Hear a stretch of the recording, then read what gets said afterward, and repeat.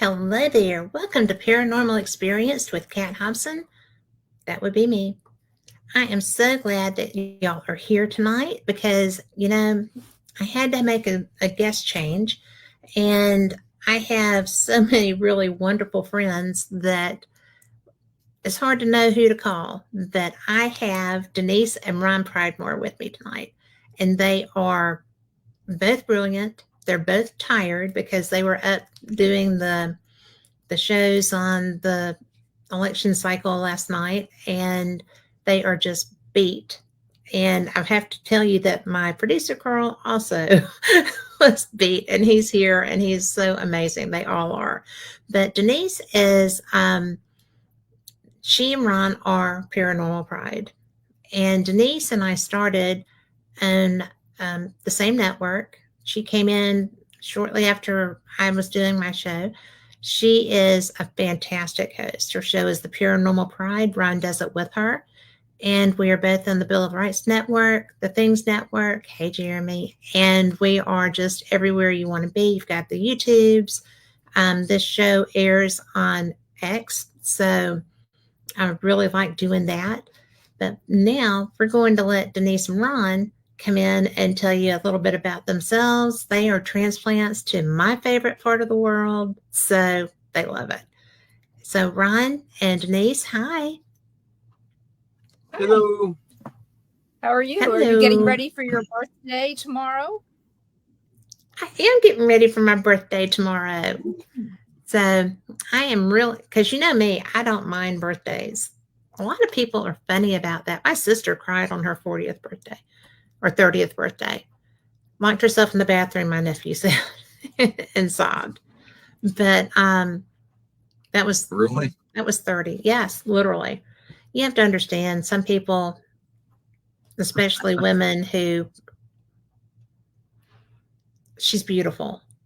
She's always been, just a beautiful adult woman.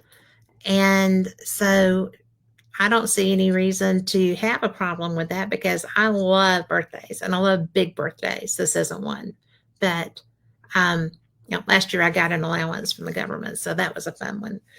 But it's so funny that people judge themselves so harshly based on how long they've been on the earth. I don't understand it either. No, I'm just making the best of it. People may not notice this, but what you see is what you get. Yeah. I don't wear makeup. I do wear some makeup. I don't usually do anything with my hair except wash it. But I will say I am vain. I do dye my hair, or you guys would see I'll look like a skunk, pretty soon. So I do that too. So I'm pretty proud of being 59. And I think every birthday after 59 should be a big birthday. Everyone that we're still breathing, not pushing up daisies, is a big birthday. Well, I agree. I'm going to be 63 tomorrow. So I think that's a pretty good day. You only look 36. I love you. I love you without that, but I love you. Thank you. It's true. Thanks. So you make a lot of us younger people feel old because we just we have to run to keep up with you. What else? Well, you are going to be keeping up with me next summer, right? As of right now, yes, it looks like we will be. We were just waiting for some results to come in, and the tests came back positive, so we get to go. So I'm not even going to ask because there's so many ways that could go. Hey, Gary. Well, Gary's in chat. Hey, Gary. Hey, Gary. Hey, Jeremy. So, but no, you told me we couldn't talk about certain things, so we're not. We're not. It's all good. So but I can't believe that they're going to let us out of the country and they're going to let us into the country together. They don't know what they're in for. Don't tell anybody. I know. Yeah. And for those that don't know, Rick McCollum is hosting a tour to Ireland, and it's through Secret Ireland Tours with May Hernan. And she is one of the most wonderful human beings. Y'all heard her here a couple of weeks ago. And I'm excited because usually we go to Scotland, and I didn't know what to think about going that close to Scotland and not going there, right? And I didn't know there's a ferry to go from Ireland to Scotland. Oh, well. Rick Yeah. said no. It goes on the North Sea, and yeah, which is water. I mean, like way big. But I was out. The only other time I've been on like a water adventure was when I was on that cruise ship during Sandy. So Time. that was, I mean, I am apparently an adventure traveler, even if it is by mistake. So, well, we kind of have to go to Ireland with you to make sure that you come back in one piece. Well, I have been very, my wood. I have been very fortunate with that because I travel with people that make darn sure that, yeah, when I first went, I had to still use my walking stick. And then somebody took it. I left it in a restaurant. Somebody took it or whatever. But so then I did the rest of it with braces on my knee. And so this year I was wild and free and could climb and, wander around. And we went to, I don't know what it's called. It's a spring, and you tie wishes. It's not Danino Den. You can do that there too at the top. But this was a different place that the Highland Paranormal people took us to. And it was so cool. But it was very adventurous, relatively speaking. So, and of course, all the streets are cobblestone and stuff. So, and they're wet because I have to say, we're pretty well used to the cobblestone from Atchison, because all their streets were brick that was laid back in the late 1800s to early 1900s. So it was all kind of wavy and all that. So, and no, Gary, I don't think they can. Probably not. No, I don't think it's going to be so fun. And it won't be just the three of us. That's the thing. There's other crazy people that we're going with. That's right. So Lori will be there. Mikey Thompson will be there. Gina and Stephanie from our first trip to Scotland are going to be with us. Rick's cousin and her son are coming. And last time they brought a friend too. So, I mean, it's going to be a lot of fun, I think. I don't know if anybody from Dark Zone is coming, but I mean, it'll just be so much fun. And you're like me, you like adventure. You like to see things. You love to see things. Well, we both have family. I'm pretty sure you have Irish family. Mm-hmm. I have Irish roots. So it'd be kind of interesting to go and see some of that. We were looking at flights, and, those are one of the flights over there. You can pay almost as much as you want. You can, but we have found, and this is a cheater trick that Rick found, because he was going to go to Scotland first and then fly over to Ireland. And I'm like, oh, I might want to do that. And he's like, well, but I'm going to be seeing my friends. I'm like, well, I have friends there too, but I know my way around Edinburgh. And if I'm just visiting Edinburgh, I'm fine with that, because Lori will be with me because she's my travel partner. And so he started looking at flights. And if you fly from Atlanta to Dublin especially to Edinburgh, it's like $2,800, right? I know you've been looking. It may be more than that right now. But if you go to Norway, like if you go through Amsterdam, the price is still that much. But if you fly to like Norway or somewhere that's, in the EU and then fly to Edinburgh, it's much cheaper. So, hey, Rex.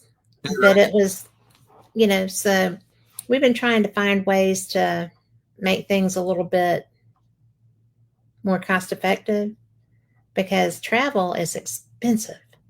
Well, you're gonna have to school us on this part, because I know that we can't book our flights until they tell us to. I guess. So does everybody try and get in around the same time? That's what we. Well, when we did the first Scotland tour, and that was with that evil person that shan't be named because she doesn't need any advertising from here. But it was, you're supposed to be there, get in one day, meet the next morning at a location that was easy to get to. And hey, Justine, but it was so, oh, and she is coming in from the UK. Nice to see ya. And hey, Tom. But, it's just so, I'm sure that's how this is going to be. And so I don't think it'll be. May is very organized. She's done these tours for ever. I mean, literally a very long time.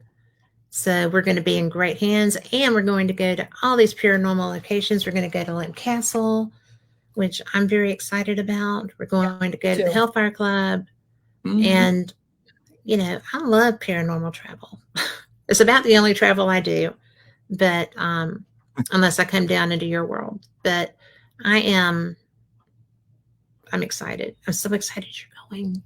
Yeah, that the only thing we were holding off was on test results. So once those came through, now we can make our decisions.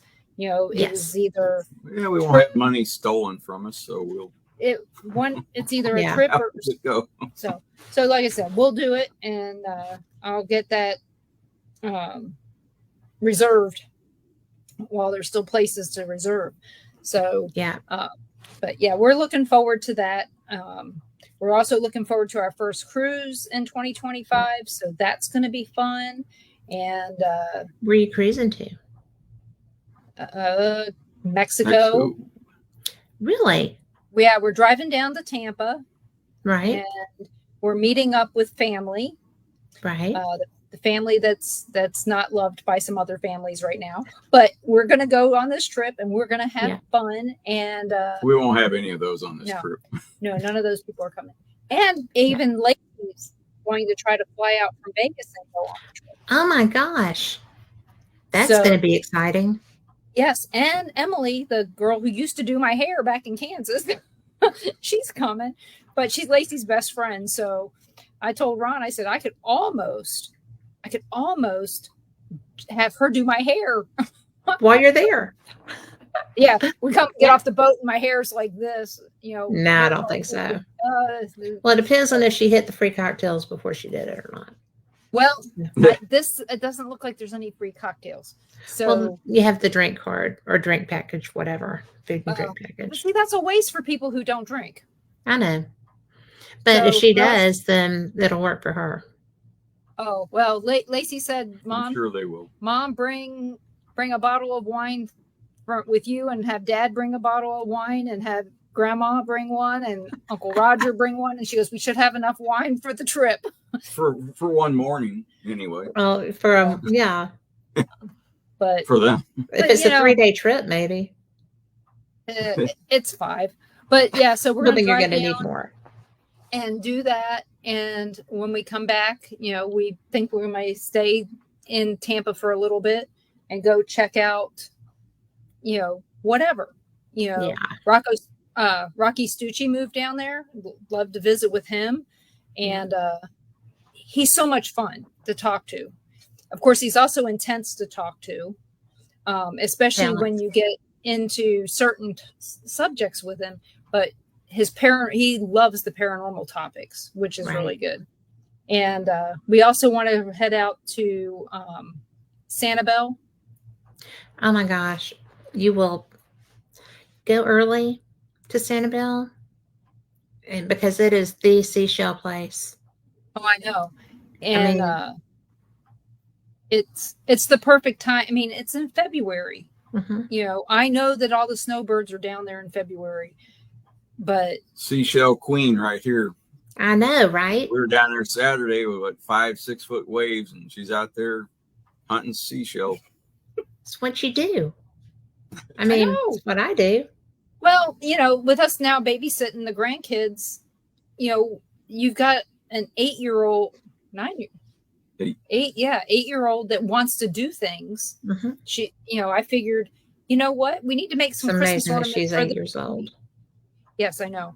Christmas ornaments and, other things. It's got to be great. So I've been saving craft crap since we got here. Plus we have a Right. whole lot of other craft stuff.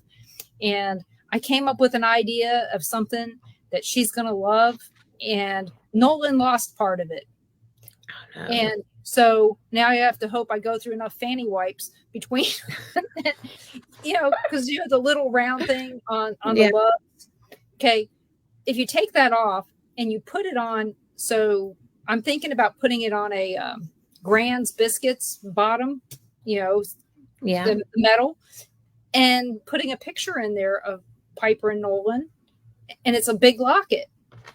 Oh my gosh, that's brilliant. And I thought that would be a really cute thing. She could decorate the outside of it. Mm-hmm. It's not going to say Huggies on it then, but it'll make a really cute Christmas ornament. And she can really decorate brilliant. it with seashells and stuff. So I saved all kinds of seashells. I just found anything. If it was broken, it didn't matter. Just colors, so that she can just glue them on there, and she can make herself her very own Christmas ornament for her mom and dad. I think that's perfect. Yeah. So you got to come up with stuff that's going to keep them interested. And, we thought about taking them to a graveyard and stuff, and, walking them around and telling them the history of, different things. Right. But Nolan will run off, and you can't really push a stroller through a graveyard. Depends on the graveyard. Stroller? No. They did that one in Pensacola, you could. Well, yeah, I could. But I like to walk stones down. I'd like to walk through the grass and, have them see the history in there. So he's still too young for that. And, as of today, it might be muddy. We got rain for the first time. We got rain too. So, but that's good to know. That means the dust will be down when I get there. Oh, yeah. So, and Rex, if you would fit in a bag, we'd do it. But you'd have to get shoulder surgery again. Yeah. After we folded you up. So how are you flying over there? Are you flying out of Atlanta, driving up there, or what? I usually drive. I fly to Atlanta and then fly on. Yeah. But there's a shuttle service here that takes us to the Atlanta airport. Mm-hmm. But I just as soon go ahead and, it's a long flight. So I don't want to already be sitting for 2 hours when I'm going to be sitting for 8. And that's a thing. Yeah. But, I mean, we know that leaving from Pensacola, no matter what, we're having a connector. The only way you're not getting a connector is to drive to Atlanta. I mean, the only good thing is we know where the Atlanta airport is. That's true. I'm not driving. We've only been by it so many times. and it's not any cheaper, though. It's not any cheaper to leave from there. And I know at least here we could have somebody pick us up at the airport, drop us off. We live 20 minutes from the airport here. Yeah. So, and that's a nice little airport. It is. Yeah, it's easy. I mean, we flew in there one time. We were flying back to Birmingham from Orlando, and we stopped in Pensacola for some reason. And we had the kids with us, and we got off the plane. They just took our luggage on. We didn't tell anybody, but we just got off the plane and got a car and drove over to Gulf Shores and hung out, and then, went home the next day. That may have been just us. Either way. But, and it was all of us, because when we got to Birmingham, we just went to the airport and picked up all the bags. So, luckily they were there. They weren't going to go anywhere. That was their final destination. But no, I'm surprised, nobody grabbed them. Oh, well, I mean, I wouldn't have grabbed them. Well, I don't travel with fancy bags when I'm, but they look like some derelicts trying to live out of them or something. Yeah. So that works. Yeah. Nobody wants to steal your bags, right? Although I did take some really cute ones with me last year, but they have flowers on them and stuff because I figured that nobody else would have them. And I didn't see any like them anywhere. Mine are purple. I know you're shocked. I'm shocked. You have something purple? Ah, I don't We're believe just it. lucky my hair is not purple. Let's be honest here. Well, I think didn't you have a purple streak at one point? No, I had a purple wash. So Okay. it looked purple in the sun, Mm-hmm. but I never went any further. So I don't know. It'd be interesting. So, Well, we have a question in chat from Barbie. I need glasses. I have glasses. she asks, have you ever encountered evil spirits and did they try to attach to you? Well, and you go in first. my case, yes. Yes. We encountered, I don't know if it was evil or just ugly. Just nasty, but we were the tour guides or your spirit guides at the Sally House at one time. And we had something there that decided it wanted to come home with us. And Ron's got a whole story about that. It didn't attach to us. It just kind of traveled to our house to visit us at random times. But just kind of hang out. Yeah, hang out. I mean, let us know it was there. Yeah. In fact, one time I saw this thing above our bed. It woke me up and it scared the living crap out of me. And you could feel the heat coming off of it. Oh, okay. Yeah. So this thing it looked like its skin was melted. It burned black with bright red and really red eyes, and it had talons, forearms and 2 legs and, huge ears. And, I saw this thing. I told somebody what I saw. And my friend, Adam Tillery, is a sketch artist. So I wrote everything out and he saw it. And he sent me a drawing and said, is this what you saw? And then I sent back, I said, no, it was more like this. And he changed the drawing and sent it back to me. And I was like, yes, it was like that, but imagine it in color, and what I saw leads up to when we did that film, that the deep darkness that's never seen the light of day at this point. And probably won't. And when we did all that, we had one morning we had an encounter at our house after this. So you want to finish that part? Yeah, I'm usually the first one up. So I got up that morning and we had 5 or 6 cats at the time. And they'd wait for me to wake up. As soon as I would get up, I'd go to my daughter's room and feed her fish, just in case she forgot, which she usually did. But I got up that morning, and as I was walking to her room, no cats followed me. In fact, I was looking around. I was like, where are they at? So I went in there, fed her fish, and I'm still looking for the cats. So I come back out in the hallway. I look in the room. I don't see any cats. So I thought, well, maybe they're out in the kitchen. So I got into the kitchen, and I get out there, and every cabinet, drawer we had was open. And really? Carl's been to our kitchen. It's a great big country kitchen. There's about 40 doors and drawers at least. Every one was open. Wow. And I went, Denise, we got a problem. She goes, oh. Yeah. So I went and I took care of that. And this was, this was about a week. It was the same week that we were starting to film the film. Yep, that same week. With Richard Grund and Joe Strotone. Yep, Monday morning. And I don't know if you remember back to my second show. My second show was with Joe Strotone. Mm-hmm. And he had said, I will never go back to Atchison. I will never go back there. 3 months later, I interviewed him again. And after the show, he told me, he goes, I'm thinking about doing this project up there. Okay, so this is 9 years ago at this point, you know, and he's going, I'm thinking about it. So about February of 2017, Richard was kind of pushing to do it too. They contacted me and said, we're doing this. Will you be our liaison with the city of Atchison? And I said, you do realize that we're just tour guides. I don't live there. We have to drive, you know, 90 miles to get there. And I said, I'm more than willing to do it. You just have to understand, you know, how far we are from it. And they told me, hey, we're going to do this in August. I'm like, oh, okay.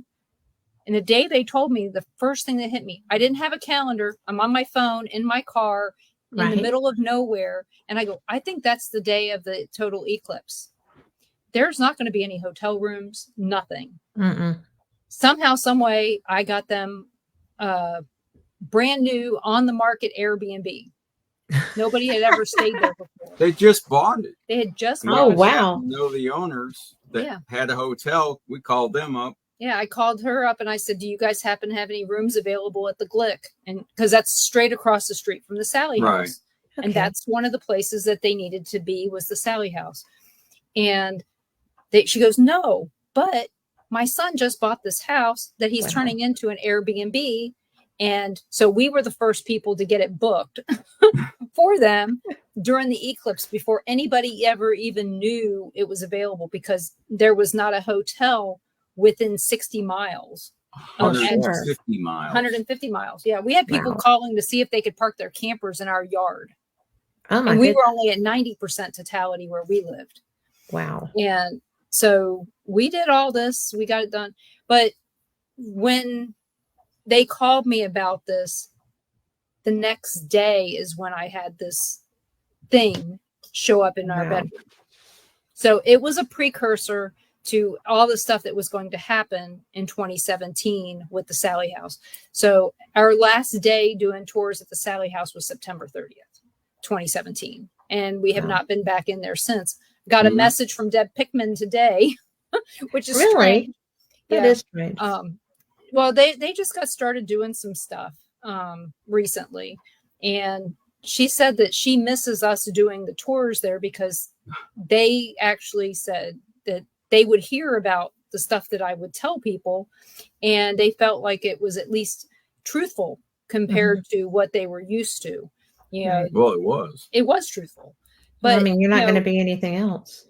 No. But the thing is they, in the beginning, you know, before the Ghost Adventures thing, we didn't meet them until April, after that aired in January of 2015.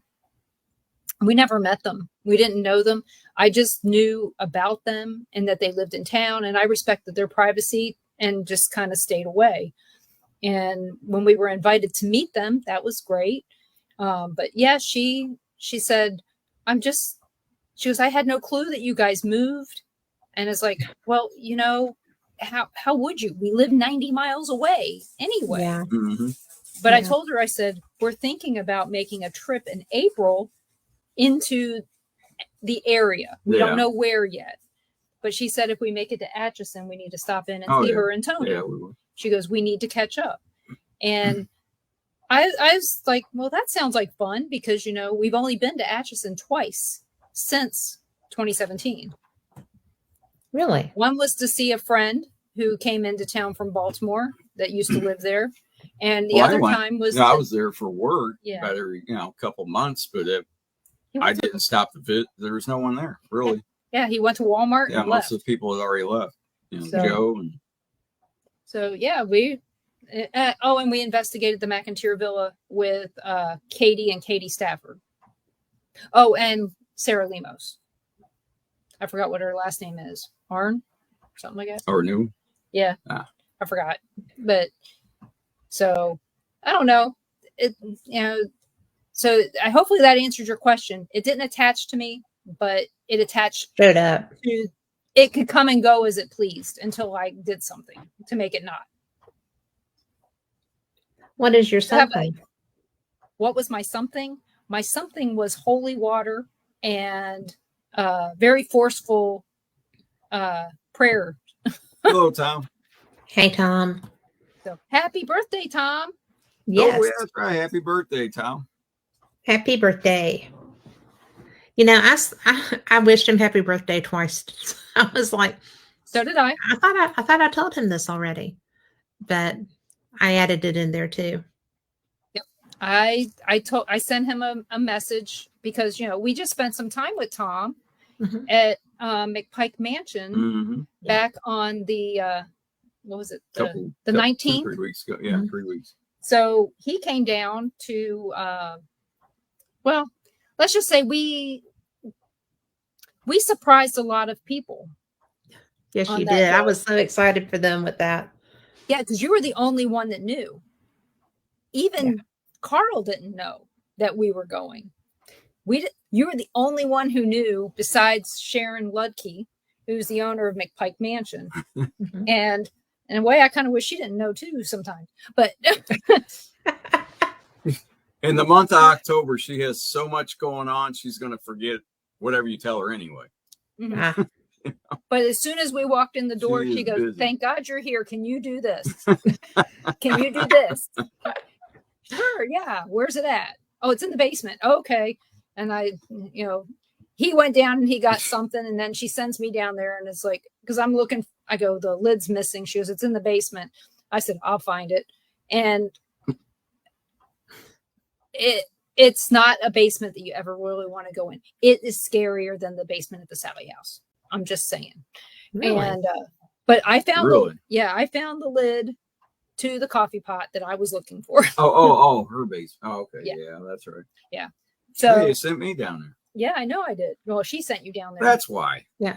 So, but yeah, it was so funny when we got there. She just started telling us what to do, and she was, "I'm so sorry," and I was like, "I don't care." I said, "This means that we're friends." I mean, that's how that rolls. Right. I said, we're very comfortable in our relationship, no matter what it is. I said, I'm just so used to you telling me what to do. I just do it. Yeah. So we ended up being there for a bunch of their tours. And then we camped out, and Dara, Caitlin, and Lisa were just so surprised. I bet they were tripping out. Crying. And, and then here comes Tom. And they're like, oh, crap. They did it again. Yeah, they're looking around like, is anybody else going to show up that we don't know about? So no, I guess you got surprised like you were surprising. Yeah, we have a different vehicle, so they didn't even recognize it. So we drive by, and I kind of wanted to see who was there, because I wanted, park somewhere else and then walk in, but they're in the middle of pitching their tent. So like, crap. So I turned around, and I just drove up where they're, pitching their tent. And I just had the window down. I said, hey, is this a private party, or can anyone join? And they all kind of looked and like, oh, who's that? What? Like, who's this guy asking? Why are you asking us? That's so cool. Because that they went behind the tent and started crying. But they were expecting, if we'd have had the blue Hyundai, they'd have known who it was. Yeah. But since we got a new car, nobody, the only person who's seen our new car is you. Yeah. At this point, Carl knew we got one. We just, it's a car, Yeah. They did go back to their old ways. They just dropped what they were doing and said, oh, thank God you're here to put up our tent like old times. That is so funny. So, and like I said, it was just like, we'd never not been there. And so we did that on that Friday night or Saturday night. And we had a good time in the basement. And what was interesting is that we had 3 different ghost boxes going, and all 3 of them said Denise. Kept saying my name. And so you surprised more than the living. Yeah. And what was really strange was that we're sitting there in the basement, in the cellar, and I go back and I sit next to Ron after, I sat in the front and did some other things for a little bit. And then I get back in the back near Ron, and I go, it stinks. And he goes, what? I go, it smells like stinky feet. And I have other people looking around going, and then I have this Mary comes over. She's one of our friends there. She comes over and she sits behind me and she goes, "Oh my God, it does." I said, "I didn't fart." Yeah, I said nobody. I didn't smell it. I was sitting next to her and no one else around, just you two. And I told him, here's what I'm seeing. I'm smelling this, but I'm seeing this. And I said, for some reason, I'm getting the name Mike. And I go, "Mike, what's your favorite song or band from the 70s? And across one of the boxes comes Elvis, the name Elvis. Because, what's strange is that people always want to make the spirits at the location that they're at to be in a certain time period that they can't be from any other time period. Only this one, and we know that's not true. Yeah. And I said, they're when they lived. Yeah. And I said, well, the mansion was empty for a long time and there were vagabonds or homeless or whatever you want to call them. Back in my day, they would have called them hobos, but this guy was dirty and he stunk. And I kept, that's why I told him, I said, I believe that his name is Mike. And so it was interesting. They, the people who were at the house all the time are going, "No, that's not right." I'm like, I can't go with anything other than what I'm told, because usually at McPike, I don't speak up about what I'm seeing, what I'm hearing, because I'm usually out running around cleaning up trash cans or all this other stuff. Not down there. I don't get to be down there. But we did have visits from Coyote Chris Sutton. He was there. I'm glad. And we knew it. And there was a lot. It was very interesting to be honest. Mm-hmm. So, and not only did we get Chris, then we got Chris on that following Friday. So we did not plan 2 more days at McPike. Okay. Right. So we did Saturday the 19th. Then I worked all week. In St. Louis, I basically sat there in a chair next to the window and just typed away as much as I could. Oh, and I started a show for somebody. I don't know who. Can imagine. And so, we did all the things that we had to do. And we get a call on Sunday after we left on Saturday and said, "Hey, can you get us into McPike Mansion?" I was like, I don't know if I can, but I'll ask. I never ask anything. So, so I called Sharon and got it approved with her. And so we didn't tell anybody who was coming, except for Sharon, of course, because we didn't know if the guys were doing something special, if they were making this a surprise. So we lucked out, and David and Charlie came up from Boogeyman Radio. I don't know I know David Glidden and Charles Fort. Yes. And but to us, so everybody else calls him Charles. We've called him Charlie since he was 18. We've known him forever, long before paranormal stuff. So, but yeah, they decided that they wanted to film there some. And that's when Coyote Chris sessions. Yeah, in between sessions. So we had 2 buses and a tour group that we had to work through all this. Oh my gosh. And of course, he's busy in October. Yeah, I got to park cars while Ron and David and Charlie went with the tour group down into the basement. And like I said, you were going with them. Okay. Yeah, I didn't get to enjoy that part. But what was funny was Sharon calls me, yells at me. Your head on the iron door. Yeah, just get a concussion again. Steel door. I'm sorry. Sharon yells at me and says, "Come here. There's a lady parked in the driveway." I didn't know if she wanted me to, tell her where to go. I mean, quite literally tell her where to go. Right. And, dump her on you. Is what... Yeah, she did. She dumped her on me because she needed to go do the tour and talk to everybody. Well, this lady came up because she owns a haunted house there in Alton called the Purple Martin House. And Sharon's like, she goes, I'm as sensitive as a rock. She goes, I have no clue. She goes, if I hadn't been led through all these different tours with, Coyote Chris and Sandy Little Lizard and all these other people, she goes, I'd have no clue what I'm looking at. She goes, I'll let you talk to Denise. She can solve your problem. I'm like, oh, great. So she loved that. Yeah. But you're good at it. Well, I talked to the lady and she said, well, I had a group that came in. And she goes, Bo and her group came in. And I said, you know what? I said, let me get with Bo. She lives here. I don't. And tell her what you're telling me. But I will message her and let her know that you want to talk to her.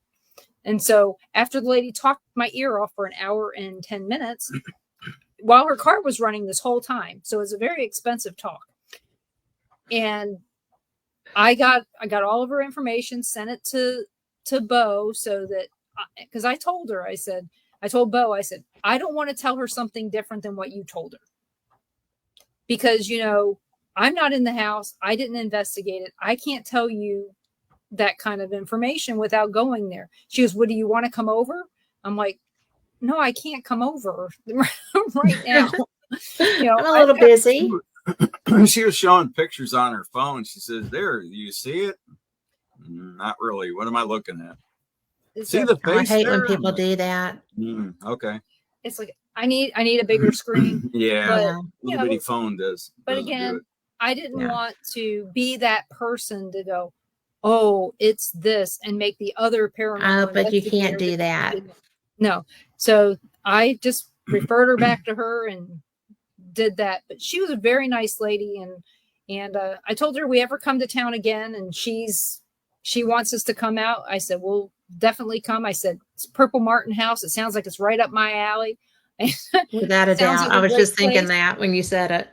Yeah. And it was just funny. So we were up with David and Charlie until about midnight or 1 o'clock, investigating over there. And from there on Saturday, we went back to McPike Mansion and met up with Susan and Mike. Oh, how fun. We went, to kill a little time till they got there, we went cemetery hopping. Yeah. We went to where the McPikes were buried. Right. We found, Robert Wadlow? The tallest man. Finally found his grave. Yeah, it wasn't as big as you'd think. Well, it wasn't. They must have folded his legs. Well, he was 8 foot tall. If you try and map it, every time you look it up, it changes the spot, changes locations. So you kind of had to go, okay, well, it seems to be in this area by the highway. Right. So we walked all over the place, and I finally said, let's just find something. But he had a distinct stone. So I said, we should be able to spot this thing. Yep. But it wasn't as big as we thought. I guess we were looking for something bigger. But that would stand out. Yeah.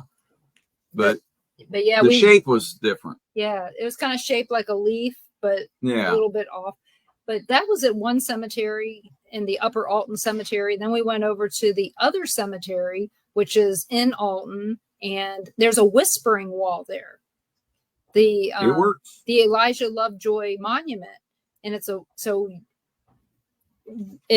just very acoustic. Yeah. Ron was on one side, I was on the other, and I said, say something. And it was like he was just yelling in my ear. Oh. Yeah, I just kind of whispered. Yeah, me too. But you could hear it. What did I say? Oh, you probably said something you shouldn't have said. This is not really a rated show, but you're going to make me blush. Don't make me blush. Yeah, we tried 3 or 4 different things. And I did just like barely whisper, and she said, yeah, I heard that. Yeah, it was very acoustic. So it was kind of really neat. Yeah, it's just I don't know what, concrete or some kind of stone, the way it's shaped. Yeah, it's not concrete. I think it looks concrete, but it's also, I think it's probably marble since it's marble. Since it's a monument. Right. So did they intentionally make it that way? Yeah. That it does that? Yeah, it's round, and I mean, you were sitting quite a ways from me, about 25. Oh, probably further than that. And see, Elijah Lovejoy died in the 1830s. Okay. And he died because he was an abolitionist. He was murdered. He was murdered. But he was murdered while trying to save his printing press from being pushed into the river for the third time. Wow. So some people speculate that this was possibly one of the beginning, not battles, but the beginnings of the Civil War, was because this is one of the earliest known abolitionists to be killed. Mm-hmm. So they think that there's maybe some situation, but yeah, he had moved from St. Louis over to Alton just so that he could print his paper. I'm like, okay, well, see, now he'd be really loved there in Alton. But and not only because he was a newspaper guy. They love newspapers in that area. They still read them. We don't have one anymore. Yeah, I know, it's amazing. I mean, some of these towns, like Alton, at one time had 12 different newspapers being printed there. Atchison as well, you know. So we did that, and then we went over to the Mineral Springs Hotel. And before we went to the Mineral Springs Hotel, we had walked down to this old building that was moved from the St. Louis World Fair. It was built by the Quakers for an exhibition there. Well, the building was actually taken down and moved to Alton. Some guy bought it and had it rebuilt on his location there. That's cool. And neat house. So we're walking around, and we go into this place, and they have ice cream and candy and gift shop upstairs. And I mentioned something, of course. I have on a jacket that says Ghost Patrol. So you already know where this is going. I do. Lady sees it, and she says, "Oh, I see your jacket." And I'm like, "Yeah." So we're volunteers at McPike Mansion, and she goes, "Well, people always ask me if this is haunted." She goes, "It's not." But then she goes on to tell us a ghost story about the place. That's funny. People do that. It's like, oh no, it's not haunted, but this just it never fails to just make me laugh. Yeah, and the thing is most people think haunted is bad, that it's something terrible. But she had a haunting that she said was a little girl, and that she was in her house, and her whole family saw this little girl. And she goes, and sometimes she comes here, and there's the building used to be used as a dance studio at one time. And this one lady, she's 90 years old, she's still alive. And she comes in there every once in a while and tells stories about when she used to change her, put on her dance shoes on this bench in the store, in the store now, from when back then. And she tells me the same story every time. She goes, but she's always, this is her favorite place. She goes, so it makes me wonder if the spirit here is related to, it being a favorite place. So, and what's really neat about this building, not only is this building haunted, right behind it is a building called the Enos Sanitarium. It was part of the Underground Railroad. Yeah, we've been in it. Yeah, we've been in it. You can't get in all the way down the cellar too. Actually, cellars. So it's an apartment building now, and they got it all cordoned off to where you can't get in there. But it was used as a tuberculosis sanatorium, I guess, back in the day. But it was part of the Underground Railroad, and they took us down into where they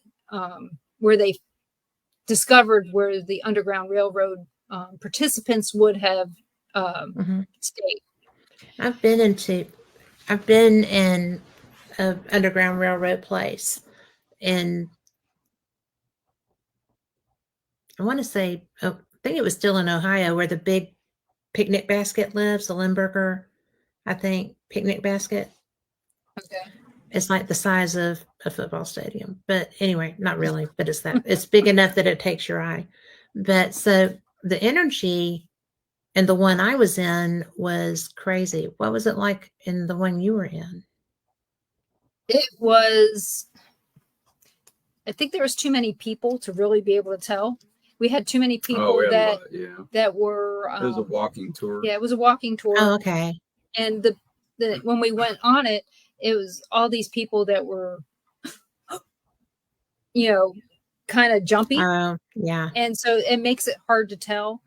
We went back by there on our own after the walking tour, and we couldn't get in, but it felt a little bit chaotic outside of the building.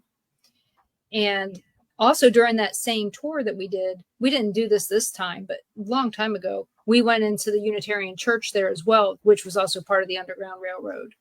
They had just uncovered, there had been a wall up, and they had just found this spot where that had been used as the Underground Railroad. There was this huge dirt floor that was about, I'd say it was about 4 feet up from the ground, and they would have to crawl back in, and there was a whole room back there that you couldn't get to without crawling through the dirt. So it was enough to where if somebody had heard them and they opened this up, you wouldn't be able to see back in there as long as there's no light.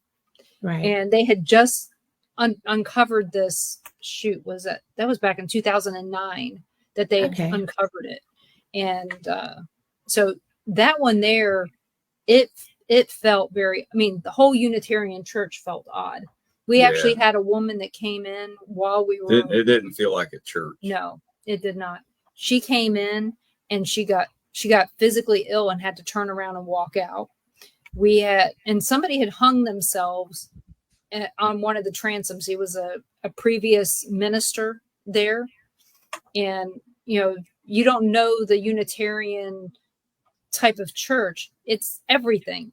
I don't know how you can have a church that's everything.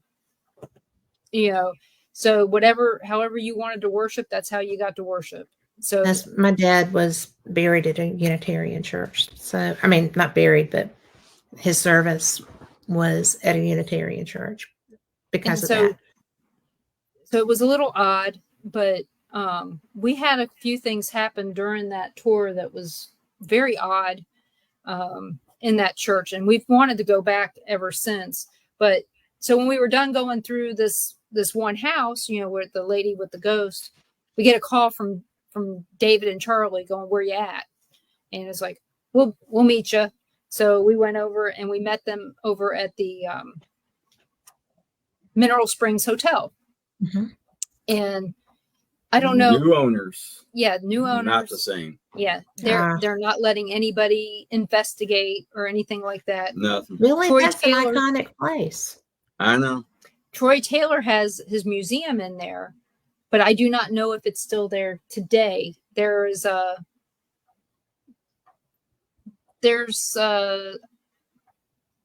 story in town there in Alton that he's been asked to leave his location. Yeah, I don't think they want anything. I overheard some people in there talking. They said the new owners don't want anything that has to do with being haunted or anything. Yeah, they're okay with It's Raining Zen in there. Yeah, they don't. But no haunted stuff. But no ghost tours. Nothing. Yeah, because Coyote Chris used to be friends with the guy that the family that owns It's Raining Zen, Dave and Donna. And I interviewed Dave a while back. Shoot, it's got to be 5 years ago, 6. I interviewed him about all the stuff that was going on there at Mineral Springs Hotel. And something occurred to where the new owner does not want anything paranormal at all there. So that's unusual. Actually, the people at Sloss don't want anybody doing anything paranormal there now. So, Sloss, seriously. Yeah. Which is why I got in trouble and she doesn't talk to me anymore, because I kind of suggested that you should dance with the one that brought you.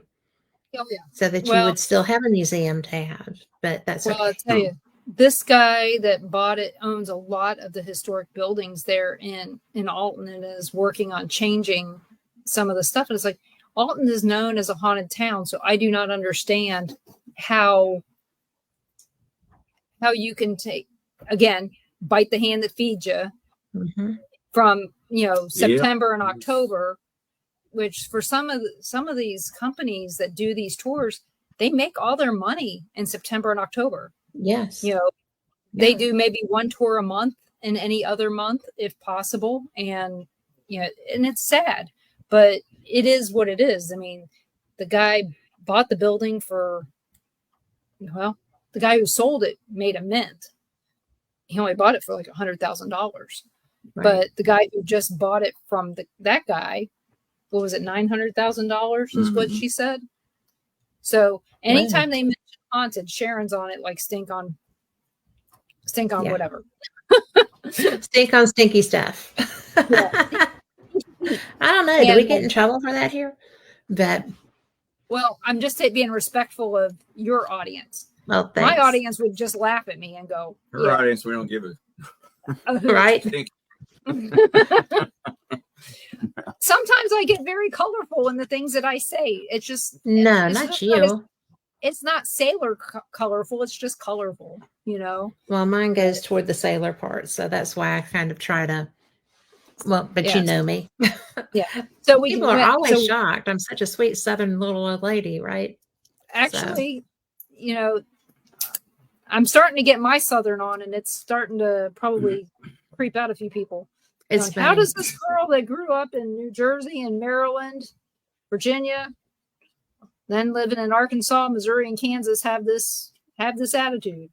It's because I've lived everywhere, people. Yeah. So, but yeah, we met up with Susan and Mike at Mineral Springs, took them over to McPike, and ended up in the middle of a tour.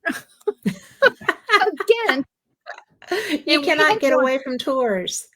And so we get over there. Well, we're going to take them in the cellar. Of course, Sharon said they're doing some kind of pendulum session or something. You know, it's a private one. Yeah. So she goes, "What? You know, wait till they're done."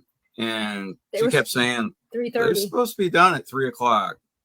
And 3:30 rolls around. She goes, "They're supposed to be done." And what? 4:00. She goes, "They're supposed to be done." And then they started coming out like one at a time, but they all came in and bought something. Yeah. From her gift shop. So, you know, not going to run them off. So once they were done, but one at a time they came out. Yeah. So we till what, 5:30? Yeah. So we finally get them in the basement and show them around and everything. And at this point, we're supposed to be going to Ashmore Estates. Yeah. So we probably need to get going. We've got 2 hours. And so in the meantime, I'm chatting with David and Charlie, Carl, and Susan and Mike, trying to figure out dinner so that we can, you know, all have a nice quiet meal together before. No, it's never quiet, but a meal together before we go to Ashmore. And so we did it, and something strange happened. Not really at dinner, but after we did all the Ashmore stuff, we went out to St. Omer's Cemetery. So I'm going to skip over Ashmore, and we're going to go back to that. But something to do with dinner has to do with St. Omer's. So yeah, we all met for dinner. Carl and Gary had went to a Mexican restaurant the day before, and he said it was really good service, good food. And it's like, yeah, we're all for it. Mm-hmm. So we sit down, and I'm kind of on the end, and there was a man, a woman, their kid, and I don't know if it was her dad or his dad, but they were talking about sports. I guess his daughter played a lot. Sounded like she played a lot of sports, you know. But you know, I'm sitting that close, you just kind of you overhear stuff, you know. And I got a good look at the people. And anyway, on Sunday when we're leaving, we're gonna, you know, we go out to this graveyard, and we hit, you know, we go to the one everybody says what, the witch's grave. They have her death date is February 31st. Yeah. So they think it's automatic witch. A chisel typo. Yeah. Or even back then, you know, they're really superstitious about the 13th. They could have just switched it around. I don't know. But anyway, we're looking at all these, the other graves, and there was one in the kind of in the front, in the corner, that was catching our eye. And it was like, you know, one of those picture stones. Mm-hmm.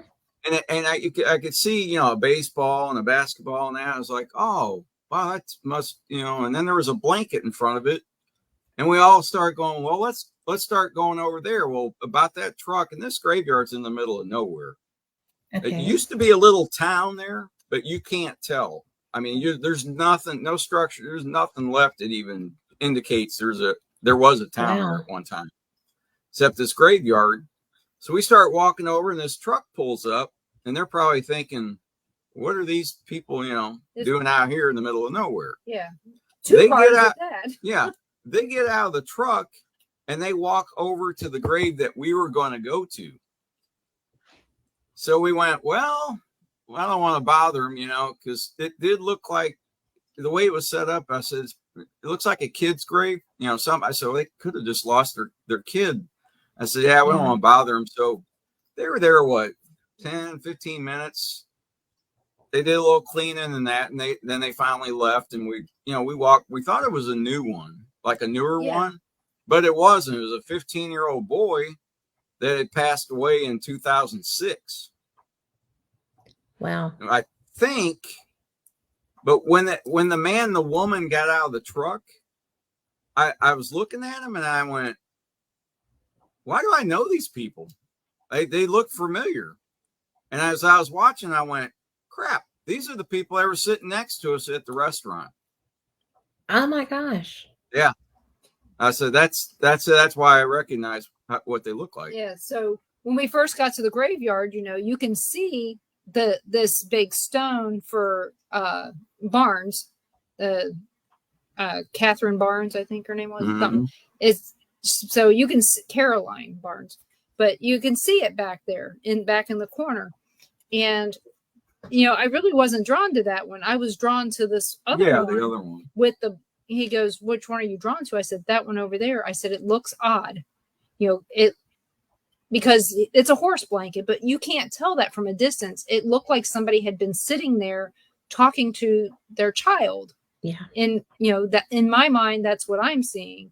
Mm-hmm. And it just seems so odd. Here comes these people as we getting ready to walk over there. That you had already seen. Yeah. Yeah. So that was an interesting turn of events there. You didn't count on it. And of course, well, there's another weird thing. Carl and Gary, we didn't see it, but I guess in the back part there, everything looks pretty flat.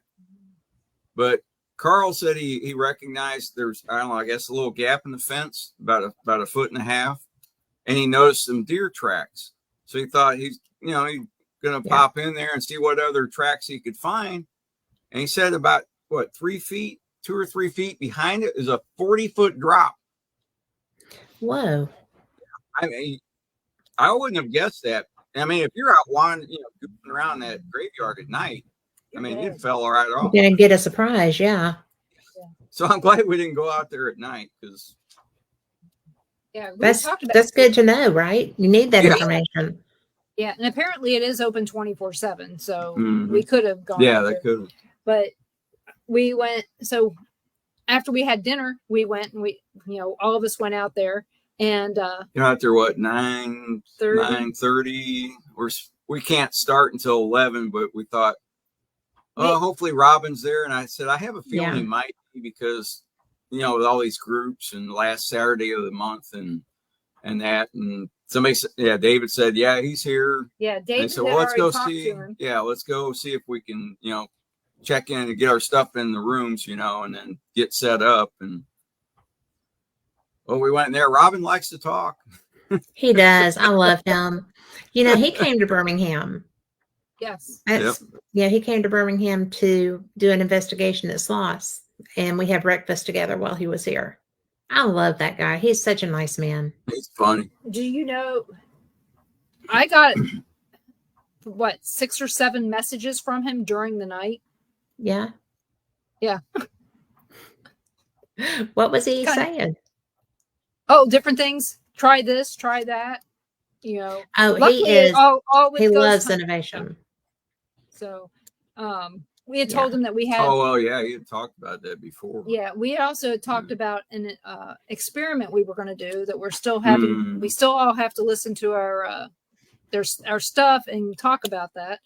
But we had Sharon Day on the show on 2 weeks. Well, 1 week and then 2 weeks later, we had her on again. And she had mentioned, hey, why don't you guys try this? And it was like a group think thing. Yeah.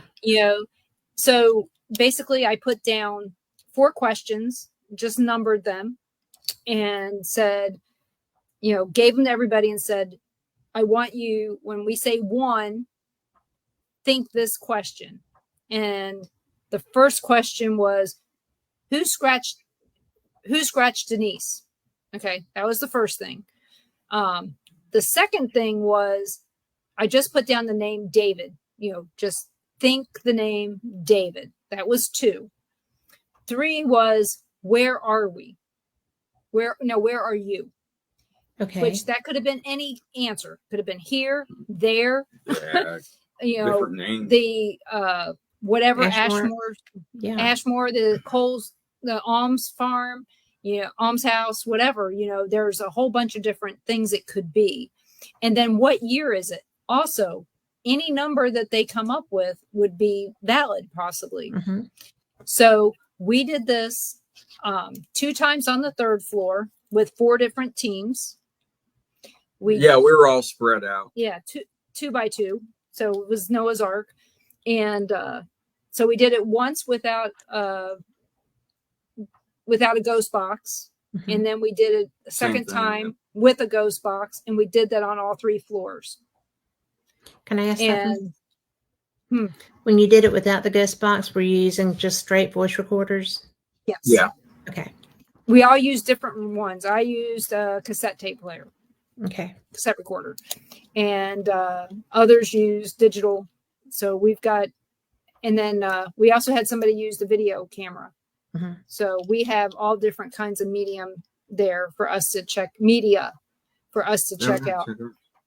So, and the thing is the way we did them, if they did them in order, they're going to know exactly where we were in each place because we started on the top floor and ended on the bottom floor. Mm-hmm. Mm-hmm. So, but we hadn't been in Ashmore more than 10 minutes. No, we went in there. Gary led us in a prayer to get started, and everybody started walking down the hall. And I said, I know everybody wants to start downstairs. I said, let's try. I don't want to get Denise scratched like right away. Right. Not just walking in here. But I don't know, Mike and Sue, they seem to be kind of drawn over, to go down go into the room, to go down, in the boiler room and the maintenance room. And then everybody else is kind of like, all right, here we go. And so we go down there and I don't know, we're in the maintenance room and we're not even there. I don't know. Was it even 5 minutes? I don't think so. David's asking questions, Charlie's asking questions. Yeah, actually, it was just the 6 yeah, of us. I don't think David and Charlie were we were down there, and the next thing Denise takes off like a shot. She doesn't say a word. She just gets up and leaves. I knew what happened. I just didn't want to alarm anyone. Yeah. I just figured it was. I was like, oh wow, we got off to a good start. But right off the bat, just get it out of the way, right? But what's strange is Mike and Susan got an EVP, yeah, not a voice, but a sound. It sounded like right about the same time, right before I got up. Yep. Odd, and that's an odd sound for it. I mean, yeah, that would be a strong scratch to have a sound. And it was. And the funny thing is, it lasted a couple days. I had on this one. So I had on a long sleeve shirt. Yeah. And 2 sweat jackets. Yeah. Because it's cold. Well, yeah. So it went through that. Mm-hmm. That's some determination, really. So it was enough to where basically I didn't want to ruin anybody else's time and then make them think, oh my God, this is horrible. Yeah. And then the next morning, the next morning, both David and I fell down the same step at different times. It wasn't that far apart, really. And then teamwork makes the dream work. Yeah. So the next morning, we went to bed at like 4 a.m. Got up at what? Said he missed he goes, I think I missed the last step, but then after a while he said, I'm not sure if I missed it or just kind of got shoved a little bit. Helped with it. I just know I fell and I bruised up my toe, but later on in the morning, we were investigating because we had the building until 6 p.m. Yeah. We got it at 11:15 at night and had it until 6 p.m. We did not stay until 6 p.m. Okay, I'm just saying. We needed to get home because we all know that traffic is 3:30. Yeah. So we go and we're investigating in the morning with David and Charlie, and we're down in the boiler room area. I did not go down there this time. Nope, I sat at the top of the steps, and they had a REM pod set up, and it wasn't doing anything. No sound. And I go, Dave even got up and went over and put his hand, on top of it, just make sure it was still working. Right. And they moved it to right as you're going in the room. And I said, so did you scratch me? Beep, beep, beep, beep, beep. And it wouldn't shut off. I said, can you leave? It just kept going. So I got provocative. I provoked. And I said, let's see if you can come out of that room. Can you come out of that room? And it just sat there and kept beeping. It would not. Yep. It was like he could not leave, go past that doorway. Yeah. That's what it looked like. Is it just kept going. It wouldn't shut off. And anytime I asked a question about something that happened with me or me provoking it, it went off. Then suddenly David went over and he moved it outside the door jamb. It stopped. Well, couldn't get to it. That's fascinating. And the thing is you can. He recorded it. I don't know how he's using it, but he recorded it. And like I said, I didn't go down there. I sat in a chair at the top of the steps. When you go down into the boiler room and into that back room, there's the steps right there. I just sat up there because I was like, I'm not going to provoke it from there. If I'm going to provoke, I'm going to do it from up here. I already have the scar here. So, yeah. But, at that point, I don't believe in provoking unless it's a place where if I'm in a jail and they're provoking the spirits provoke the other prisoners or the other people, I'm going to provoke right back. I'm right there. But if it's just somebody who lives in a house that has a spirit in their house, I'm not going to go in there and start talking crap to them. I'm not going to do that. Yeah, I'll show you the picture of her scratch. It's a different looking one this time. Really? Because I remember the first time. Yeah, it's 3 down and then there's like one across. It's different. Well, apparently whoever's there has been reading up on how to do interesting paranormal scratches. That's crazy. I guess they talk to people when they come up there to play with Robin. But that's just crazy because I remember when you got scratched before. Yeah. And that was not a good experience for you. No, that was in 2018. Yeah. Wow. That one was really, really deep. Yeah. And the only reason I remember, the main reason I remember it is because that's the year you and I got to have hospital time. Mm-hmm. Yeah. So I remember all of it from that. And the second time we went there, it was a day one. And I didn't get scratched that time, but I really wasn't. I don't think you went down there. I wasn't in the house in the building very much. Go down in there. Yeah. So yeah, I couldn't breathe in there. Yeah, because at that point in time, they were telling me, "Oh, you have to wear a mask, and if you're around any mold, mildew, or dust." Yeah. And so pre-COVID, they're telling me I have to wear a mask just to be in places, and I was like, I couldn't breathe. Next day I could, of course, it snowed the next day. Yeah. But Which reminds me, we had our coldest day that we're going to have this winter while we were at Ashmore Estates. Well, step right up there and make that happen, girl. Oh, and Robin's new outhouse. Mm-hmm. We were the first people to use it. And he told us to sign the walls. So I was going to ask, did you sign the wall in it? Well, he sent me a message and he said, make sure you sign the wall in the outhouse. I'm like, okay, if you say so. He loves that. The worst part was, well, we found yours. He had to refresh ours because, it was on that bumpy wall. Yeah, it is bumpy.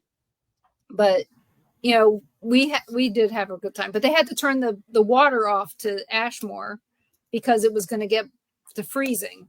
To keep the pipes from freezing is why we had to use the outhouse. And if you're at least it was new. Outhouse, yeah, he did. He did tell us that. He said the marker is as soon as you walk in there, there's a lid. You just lift it up, and there's a hole down there. He said down in the hole you'll find the pin.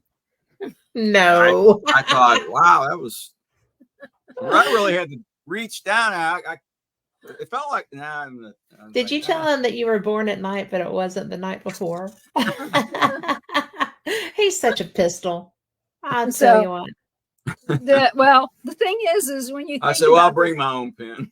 Well, here's the thing. At least when we use the pens, we know nobody else had used them in the potty before.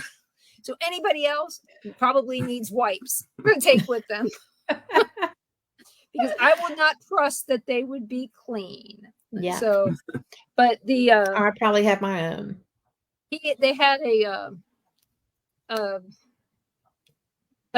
what is it called? A carbon monoxide detector in the bathroom, right by the urinal. Okay, so it's beeping. So Ron's in there getting beeped in his ear, and it's like, I don't know if his ears were going to ring for weeks. I don't know. But when we were in the building, we kept hearing this sound.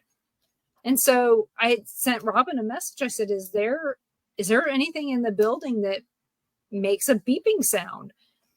And he didn't answer that question, but I think he was driving at the time.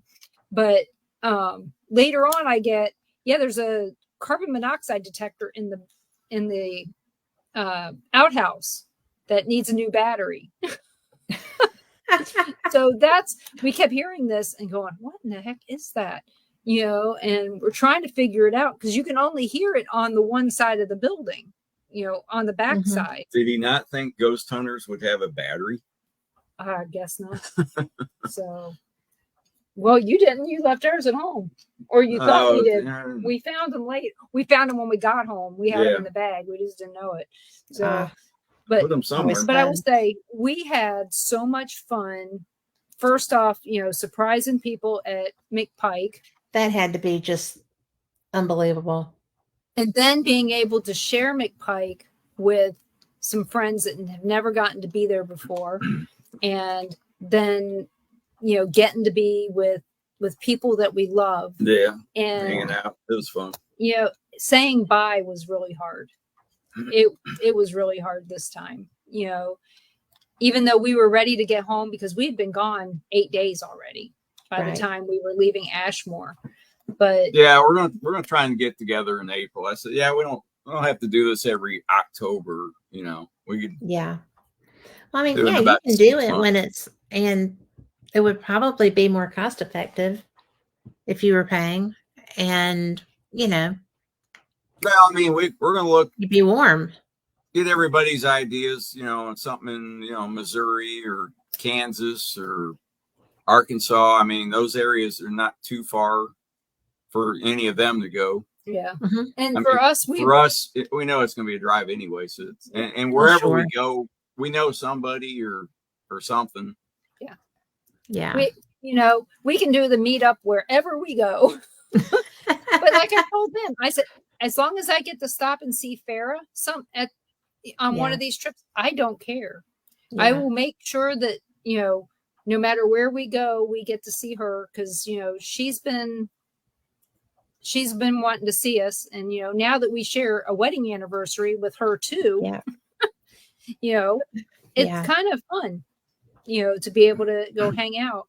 But yeah, we didn't get to see it. We drove by her house when we came down and went back and came down, and we haven't been by there since. Not like right by it's about 20 minutes off the road in Missouri to go to Houston, Missouri, where she lives. But with a U-Haul and hauling a car on a trailer, that makes it a little tough.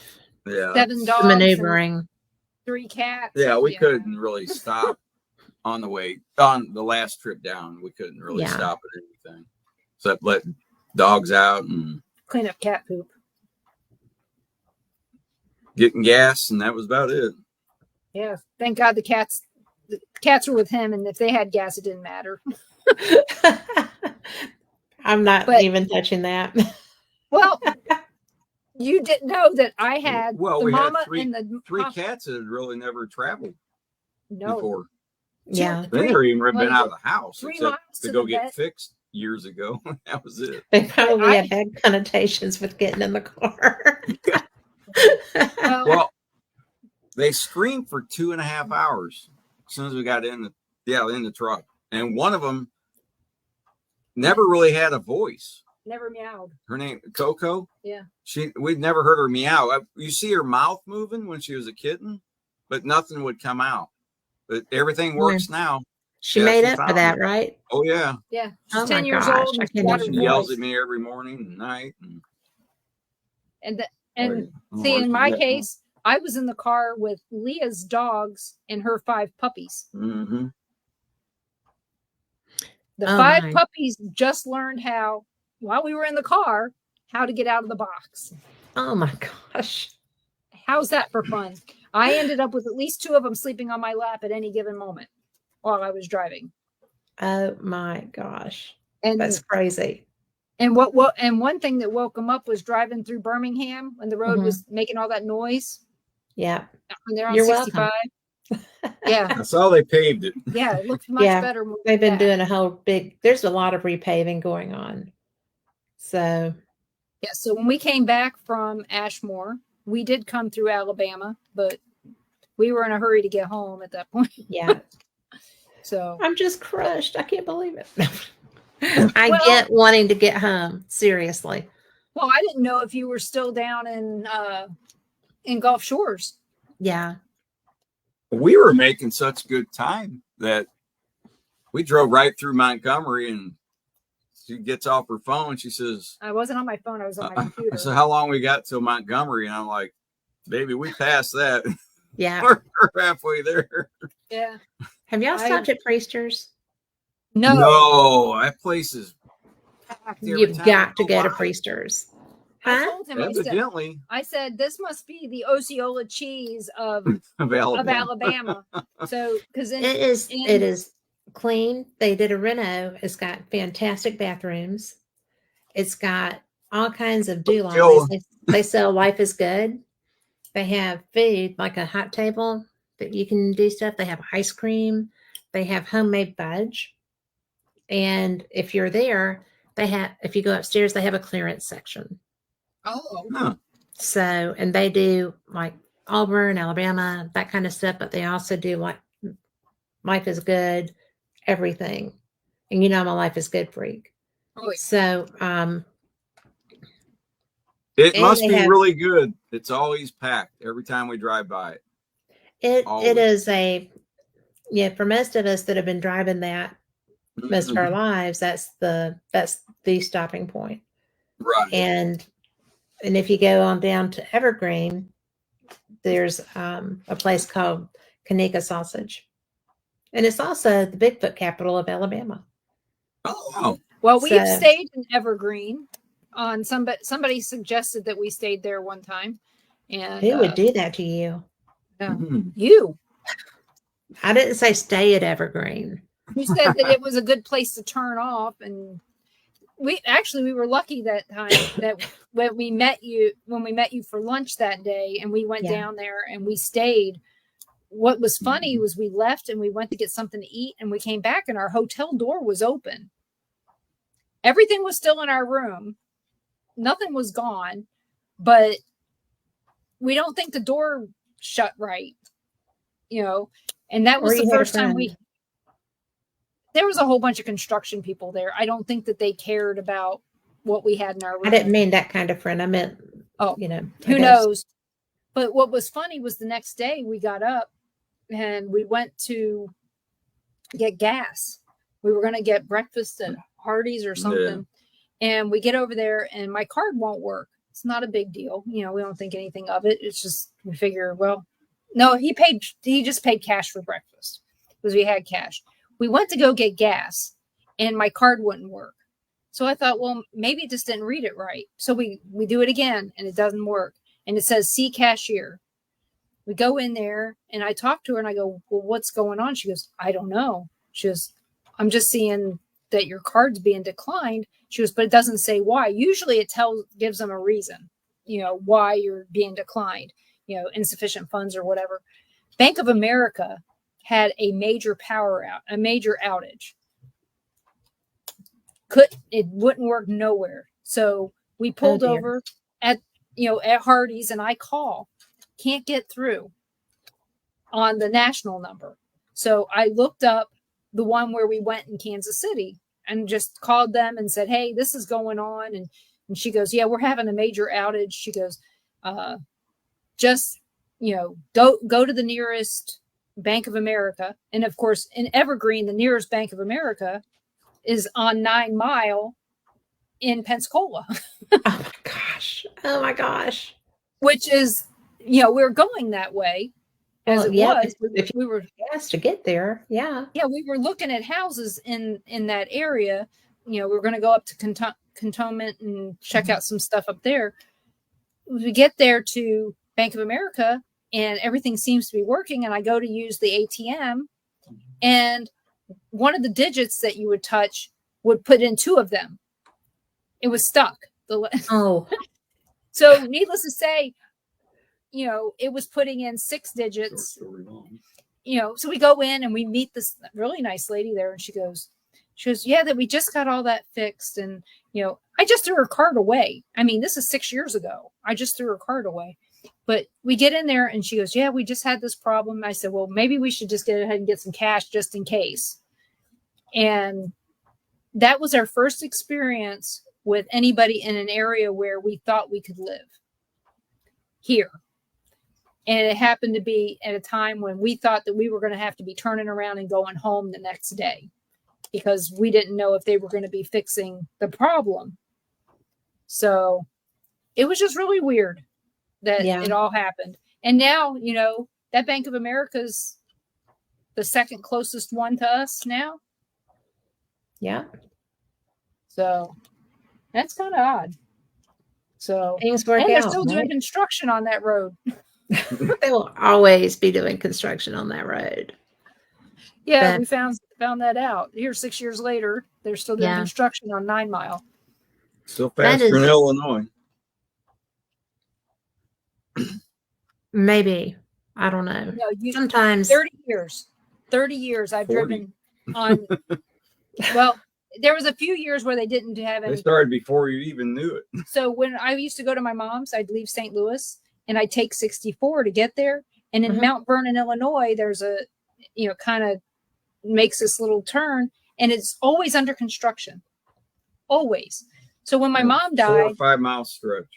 When my mom died, there was no construction. It was the only time we went through there and there was no construction. Here's the first time we come through here in 8 years. Yep. 7 years. Wow.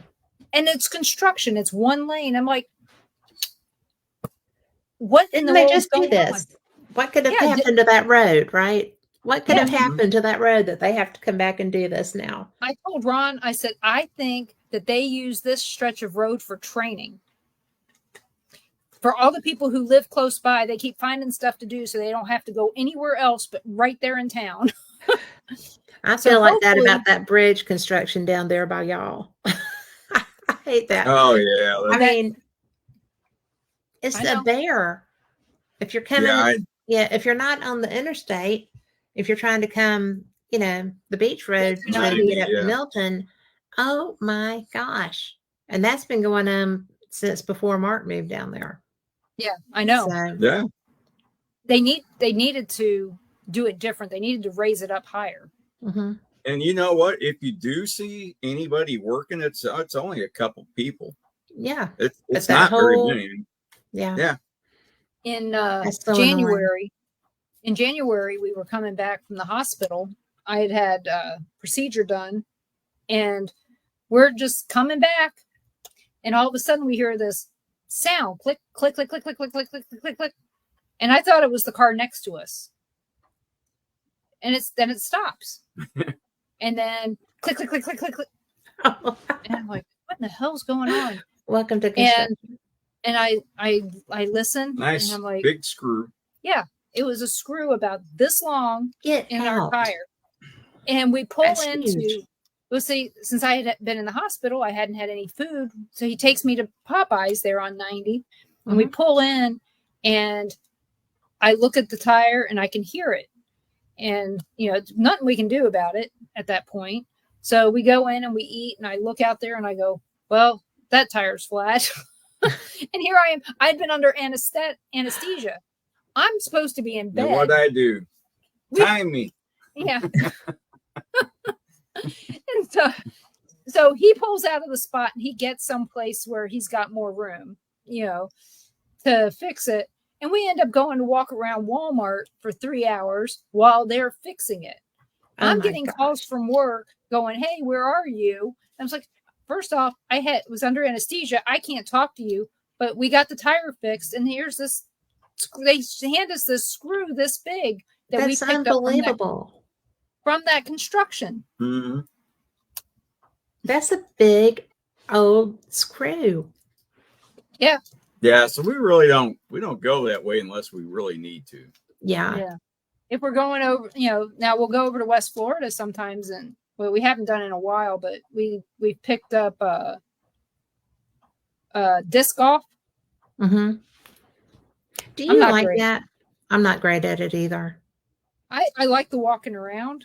Mm-hmm. I liked it, but eventually my arm gets tired. She pretty much retired after she started. So hey, the last time I did it, what did I get? I got, what was it? Got a birdie. I got it in 2. I just don't think that we have where I walk the dogs. We have that. So Tom McNicholas, you are so bad. I love that. But well, if it was really, you wouldn't be sad for them. But the whole thing about the disc golf is that it's so annoying. It is annoying. But I'm terrible at real golf. Yeah, it's just like real golf. It pisses you off too. Right? And I went golfing with David when we were, I was much younger.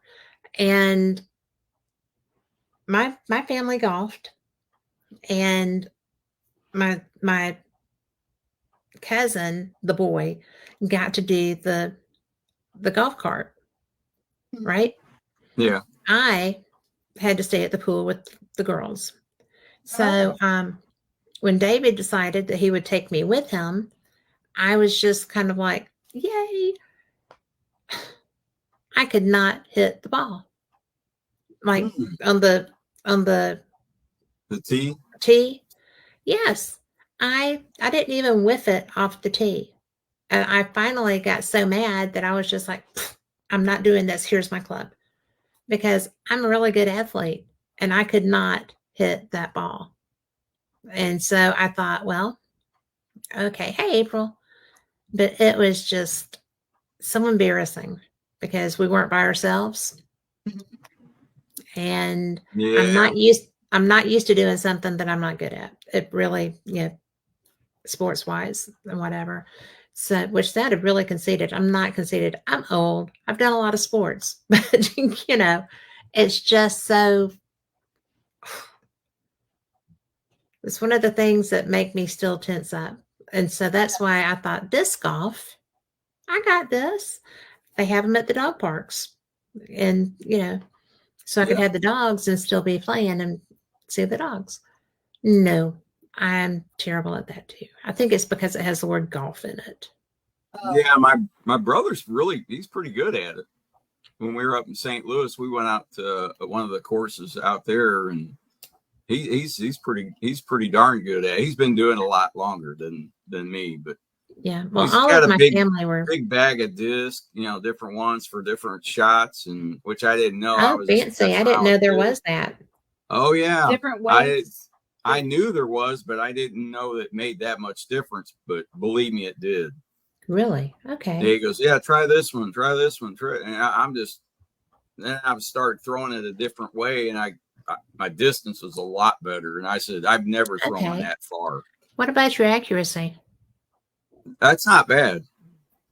That's not too I bad. Yeah, think mine's that, not horrible. yeah, I think I would be good with that. But, I'm just gun shy or golf shy. Honestly, I like it. It's just I have to have the time Mm-hmm. to do it. And which thing do I want to do more? Do I want to go play disc golf or do I want to go to the beach? Beach. Well, no beach this weekend. Beach Yeah, golf. no beach beach this weekend. golf. So Well, hopefully, if Double it has red. to move, it has to move to. It looks like it's going to the boot. Yeah. And into Oh, Texas. they're saying big waves and really big Well, waves. the golf is. from that. I'm going to tell you, the golf is fun. Anybody listening, I'm not saying swim in the Gulf when there's hurricanes. That's double red flags, and don't do that. It's so dangerous. It's not worth the rush. But the waves, if you're out on the beach, the Oh, yeah. waves, oh my goodness. That was last weekend. They Mhm. were huge. yeah. Well, when there's a storm of this well. nature out there, you just won't believe it. Because if it's they'll close the water for the undertow and stuff, but when they're closing the water because of a storm, it's so beautiful. Because you'll still see some idiots that are out there with their boards, but Yeah. don't try to save them. You'll drown with them. But, yeah, there was a guy out there. I called a human kite. Yeah, the kite. You know what I'm talking about? Have you ever Yes, done I that? do. I love those. Yeah. You've done it before? I Windsurfing. want to learn how to do that. It's not easy. But, no, it didn't look easy. But this guy, you could tell he'd been doing it a long time. But all you have to do is learn how to steer. Yeah. And once you figure that out, and you need to make sure that, you're not around a pier. Don't be around a pier. He was away from it. Yeah, he was closer. He was down towards the Air Force Base in Navarre. So, yeah. But yeah, it looked like fun. Yeah, there were 6, it is. 5. Yeah, 5 he made to it look 8 foot really swells easy. when we were They there. do. It's not. No, I know it is. Once you learn how to steer appropriately, it's such fun, but it's very physical. Yeah, there was a guy, or there was a group teaching people how to do it on the over by on the base, on the sound side, where the volleyball is. Yeah. There in Navarre, they were doing it. But the thing is we've had so many accidents lately. People running into crap with their jet skis and stuff. Yeah, we've had like 4 or 5 in between Pensacola and Navarre, people running into the bridge with their jet skis. It's called tourists. Yeah. Or drunk. Drunk tourists. Double whammy. Yeah. So, I see a lot of that stuff. Yeah. But, last weekend was one of those weekends where you didn't want to be, Friday and Saturday, you didn't want to be in Pensacola. Not with, the Blue Angels are great and everything. The Thunderbirds are great too, but the traffic was horrible. Yeah. Well, it was their last one. Homecoming. Yeah. So that's always, I should have told you that. I'm sorry. Oh, I knew. Okay. Oh, I knew. And that's the thing. I told Ron, I said, I'd like to go sometime to see them during practice. I don't want to go when there's all those people. Well, their practice is amazing. And if you're lucky, I think you can reserve to go up in the lighthouse while they're doing it, be up on the rotunda. and you can be out there watching them. They'll buzz you. Yeah, one of our friends, we met Richard and Colleen Johnson. I forgot the name of their paranormal. EVP is their paranormal group out of Pensacola. Yeah. Ethereal Voices Paranormal. There we go. See, I remember. We'll see Good them job. tomorrow. We'll see them tomorrow. Well, tell them I'd like to talk to them. So Okay. And they got a house that's right there in the path of where they do all the practice. I said, well, if you need anybody to help you with yard work on those days, let me volunteer. You know, so because I want to see them. We've lived here. This will be the second homecoming we've been here, and we still haven't seen them. I mean, they flew over our house once, but they weren't doing anything. They just flew over. yeah, Where have you been? they had to make an appearance. So Well, the thing is Big fluff ball. she's Ron's cat. yeah, She only jumps on me during the show. Yep, that's it. that's her job, or she But, thinks yeah. that's her job. But I'll tell you that I love to go to the practices, and when you go, there's a little bitty guy because they have guides or people that are chatting through it, describing what's happening. And there's a small man, and I love him because as they come in, he takes, he's waving his hat, but he takes a knee as they're landing to guide them and stuff. Yeah. And he is the best narrator. And there is, so is there, I'm going to interrupt. Is there a national group associated with ghost hunters having different paranormal groups in the country? Like a national organization, April? Because that would be no.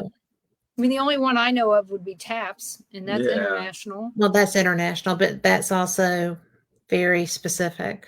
Yeah. So let us know more, April, what you're thinking. Well, we got to investigate with Highland Paranormal, which is a TAPS group in Scotland. And they are the ones, they have a lot of Wiccan people involved with that. And, it's because like if you're in Edinburgh, everybody is dressed like Harry Potter, right? Because Diagon Alley's there. That's where a lot of the filming happened. And it's the mindset because of the university. But it's so fun because no matter where you go, the things that we think people might be odd for, because people judge here in America. Nobody gives a rat's butt.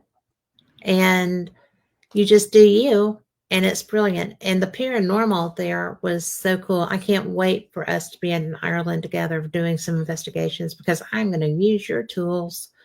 So just so you know. Well, so I'm hoping to find the answer to that question about the expiration date. On spirits. Yeah. Do spirits have expiration dates? What's the oldest spirit we've seen?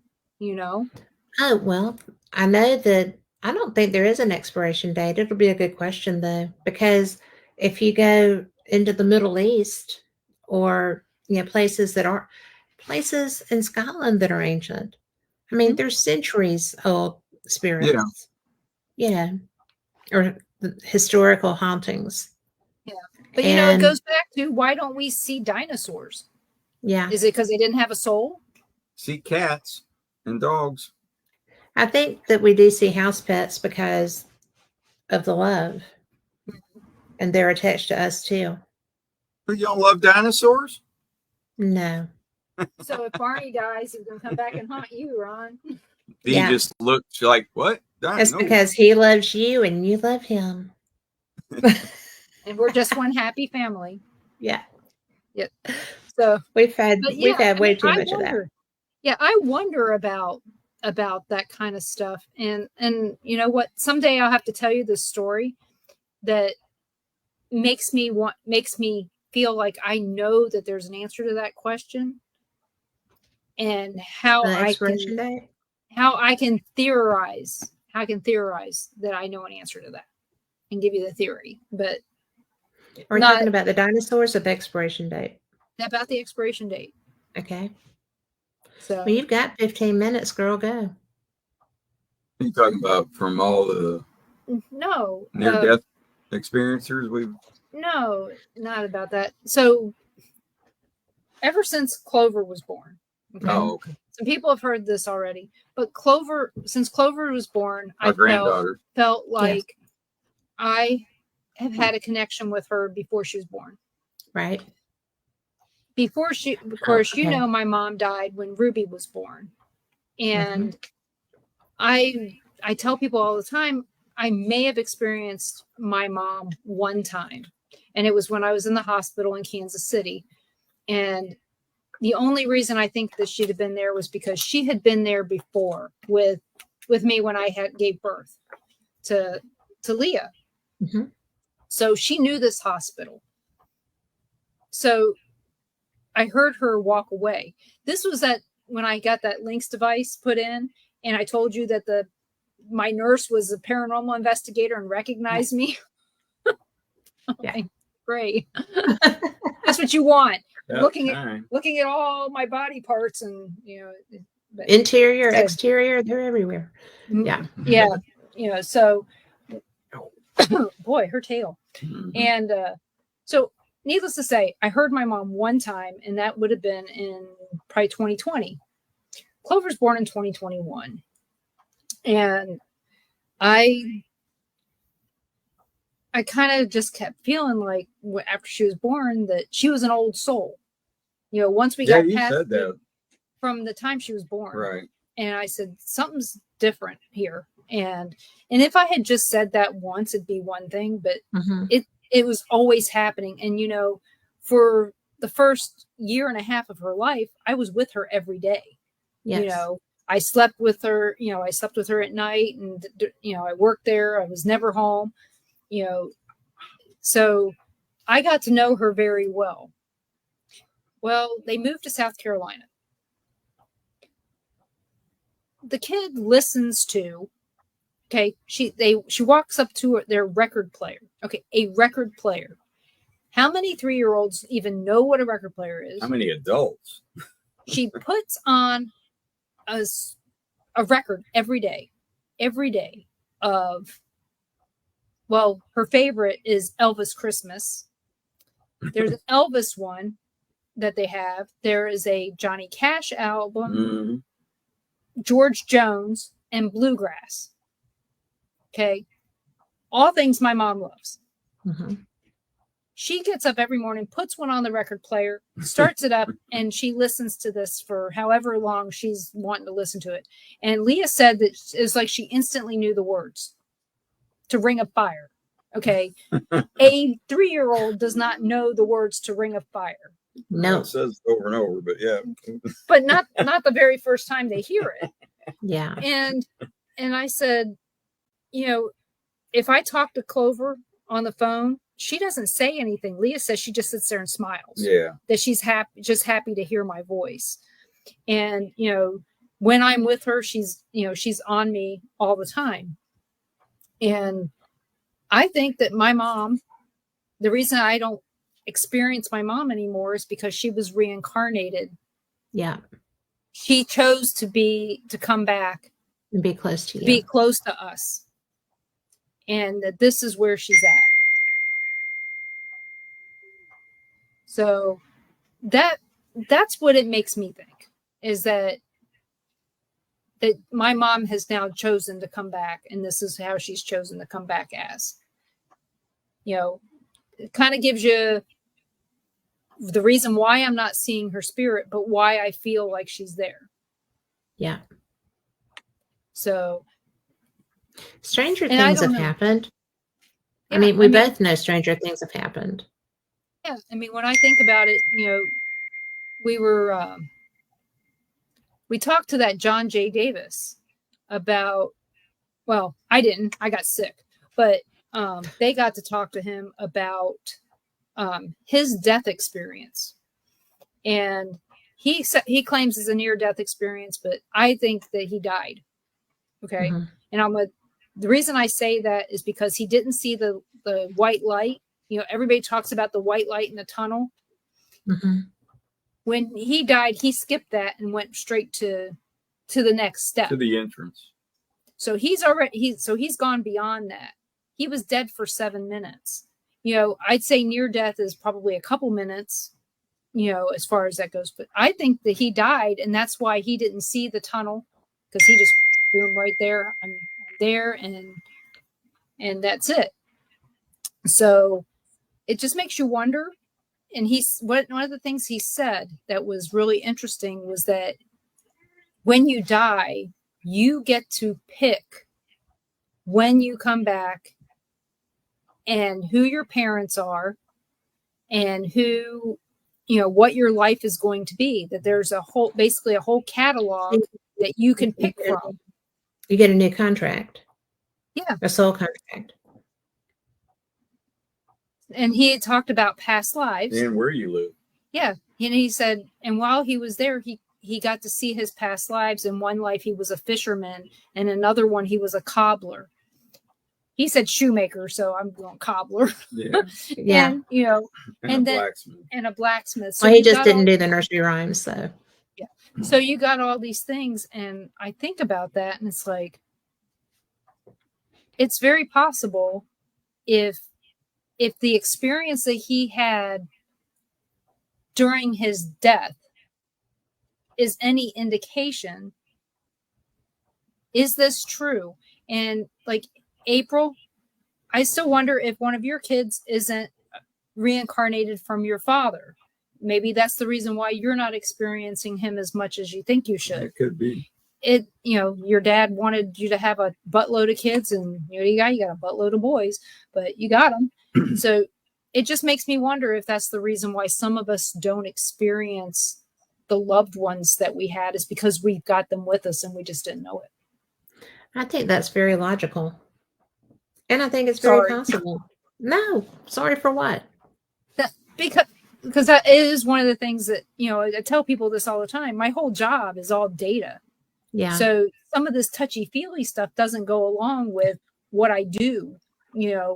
I need data. And so all these things that have happened with Clover are all just data points. And these data points are telling me that no matter what, she's my granddaughter, but is it possible that she's my mom too in there somewhere?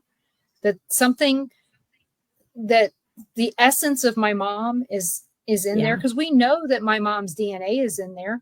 It's in me. Yeah. It's in Leah. And yeah. And, they say that the eggs that will be our children are already being carried in our elders as we cycle down through. So that's something that's, I don't see why that wouldn't be possible. The thing especially is because I know you. And I wish we knew more. Well, let's play with that. So, like I said, that's a theory that I have. I just don't know. I'm going to have to test it at some point. Hey, Mom. You going to offer a pack of cigarettes? Yeah. Right. If Clover starts, well, she tried decaffeinated coffee today, and she's hooked. She likes decaf coffee. Yep, that's one bad habit. Yeah, my mom loved coffee. Yeah. If she starts drinking Pepsi, then we're in deep. That's probably why that does skip every other generation, the coffee thing. Because we don't drink coffee at all, and all our kids do. Yeah. Well, yep. I like 2 cups in the morning, and I'm good. And I drink decaf, so. Yeah. I don't get any This is the most caffeine I get anymore. Some green tea. Yeah. And once those are gone, there will be no more. It'll all be homemade. We're going away from as much crap that mass-produced stuff as we can. Yeah, that's a good thing. So, but just in time to go ahead. To what? Nope. Not important. Go ahead. Just in time for what? Oh, just in time for these trips. I'm gonna be. There you go. I got to eat all this crap out in the real world, and we'll probably get sick. Well, I'll tell you what. When we get out of the U.S., you'll be so surprised by the way people eat that aren't here. So I can eat anything there. There's no gluten intolerance because Monsanto is not allowed in the EU. Yep. And up until recently, the UK was part of that, and they don't allow that. It's banned. They don't allow canola oil. Yeah. And they don't allow, I mean, one example I gave Ron was strawberry and cream oatmeal from Quaker here versus there. Yeah. You got like 5 ingredients over there, and here you got 20. Well, and it's real porridge because when we stayed in the dorms at St. Andrews, they had breakfast, the cafeteria for each dorm. And it was very different breakfast food as a rule, but very much better for you. So, and I did not do blood pudding. Okay. Yeah. Also not doing anything with kidneys either. No. Not anything that filters all of that. Yeah. But you've got, go ahead. There might be some changes on all the extra stuff added here pretty soon too, in our foods. Yeah. That's good. Yeah. Well, yeah, it's really good because a lot of the stuff they're adding is to get you addicted. Yeah, it is. Good for nothing, but yeah. Tell people where they can find you. You can find me every Monday night at 7 p.m. Central on the Paranormal Pride in every place that you're watching this now, just about. And you can also find me on Tuesday nights at 5 p.m. Central with Ron and Carl on Paranormal Nation Radio, Not So Normal. Yeah. And we never know what you're going to have there. And if you're in the Milton, Florida area, one Thursday a month, we have the Milton Paranormal Meetup with Mark Fultz, and we have a great time. So if you're in the area and you want to join, let me know, and I'll tell you when it's going to be. It's usually the first or second Thursday of the month. Like tomorrow night, we're going to be seeing Mark. Yep. Sounds good. Maybe I will just leave early. What time do y'all start? 7 p.m. Good deal. So... glad it's less political. No freaking doubt. Okay. So I'm a political science major. I'm supposed to love this stuff. This has been so annoying. But anyway, I am so glad that you were here. Thank you so much. And I just love you. Love you, bud. Love you. But you know what? Thank y'all for being here. I love having you because we have such good times. But we will be back next week. I'll be back Sunday with Fate Mag Radio, the online voice of Fate Magazine, and all these fun places that you're seeing us now. And next week is going to just be fantastic. Just everybody enjoy yourself, be blessed, go out and hug somebody. And if you've got friends that are upset politically, love them through it. Let them love you through it. We're all one people. And we're all, going to pull through everything. Everything works out. So, all the love, namaste, be good, be blessed. See you next time. Same cat channel. Good night. Good night, everybody.